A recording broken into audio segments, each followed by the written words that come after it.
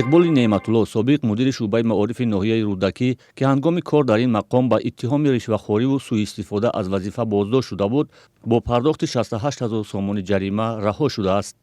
моҳи март имсол маъмурони амниятии тоҷикистон хабар доданд ки ӯ дар чанд моҳи корӣ аз 36 мудири мактаб беш аз 65 000 сомони пора гирифтааст. ӯ замони боздошт дар як барномаи телевизиони тоҷикистон ин иттиҳомотро тасдиқ карда буд.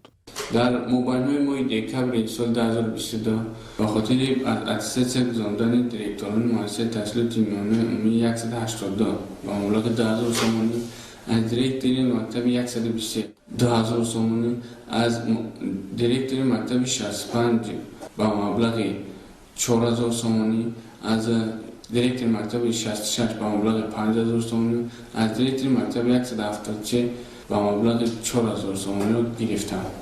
манобеи радиои озодӣ дар мақомоти додгоҳӣ рӯзи 4 август гуфтанд, додгоҳи ноҳияи рӯдакӣ иқболи неъматуллоро 1000 нишондиҳанда барои ҳисобҳо баробар ба 68 000 сомони ҷарима ва ба 5 сол аз ҳуқуқи кор дар бахши маориф маҳрум намудааст. ба иттилои манбаъ феълан ӯ дар озодӣ қарор дорад.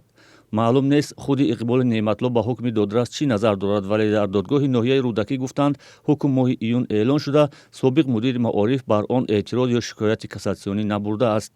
вазири маориф ва илми тоҷикистон дар таъини иқболи неъматулло ба ҳайси мудири маорифи рӯдакӣ гуфт: иқбол пеш аз ба вазифа таъин шудан дар яке аз муассисаҳои таҳсилоти миёнаи умумӣ ба ҳайси директори мактаб кор мекард ва вақте ки ҳуҷҷатҳо барои таъин ба вазифаи мудири шуъбаи маориф мешавад, ин ҳатман аз ҷониби мақомоти иҷроии ҳукумати давлатӣ тибқи қонуни ҷумҳурии тоҷикистон дар бораи маориф дар моддаи 33 омода аст ки таъинҳо бо пешниҳоди мақомоти иҷроии ҳукумати давлатӣ мешавад. мо ҳамаи он процедурое ки барои таъин буд ино риоя шуданд ва мо ӯро даъват карда будем, ҳамроҳш ҳам суҳбат шудем ва дидем фаъолиятша дидем ба вазифаш таъин кардем. нисбати оне ки ба корҳои коррупсионӣ даст аст, нисбати корҳои коррупсиониш дар назди қонун ҷо шумед.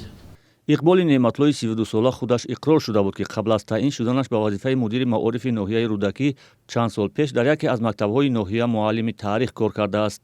5 соли ахир дар ширкати фавз ронанда будааст.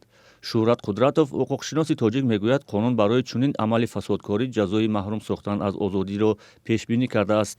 Дина нест, чунки мо дар асл мебинем ки дигар шахсони оддӣ, гӯем ки шаҳрвандони оддӣ вақте бо чунин ҷурм нисбати онҳо парвандаи ҷиноятӣ оғоз карда мешавад, онҳо аз озодӣ маҳрум карда мешавад ба муҳлатҳои аз 5 ва боло.